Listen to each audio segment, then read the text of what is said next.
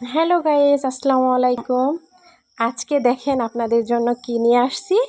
আজকে দেখাবো মজাদার পাকা কাঁঠালের গুড়। তো মনোযোগ দিয়ে আমার ভিডিওটা দেখবেন, খুবই খুবই লাইক, অসাধারণ, কমেন্ট আর খেতে শেয়ার করতে এতটাই ভুলবেন না, ঠিক সুস্বাদু আছে?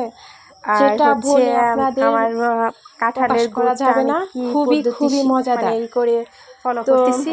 আমার ভিডিওটা আপনারা ফলো করবেন, দেখবেন। আর একটা কথা, আমার নতুন পেজ, আপনারা লাইক, কমেন্ট, শেয়ার করতে প্লিজ ভুলবেন না। তো দেখেন আমি কিভাবে কি করতেছি।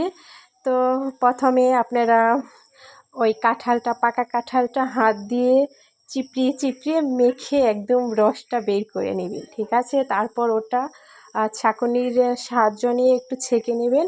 তারপর ওই রসটা একদম অনবরত চুলায় জাল করতে থাকবেন। আস্তে আস্তে যখন এরকম গোল্ডেন কালার চলে আসবে, তারপর দেখবেন আস্তে আস্তে আস্তে আস্তে ফুলকো ফুলকো হয়ে একদম আঠালো একটা গুড় হয়ে যাবে। ইস, কি যে মজা খেতে!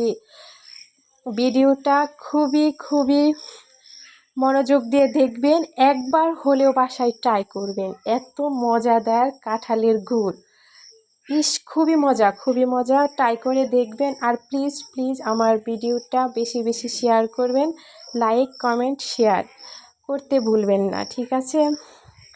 এই তো আমি বক্সে ভরে রেখে দিলাম।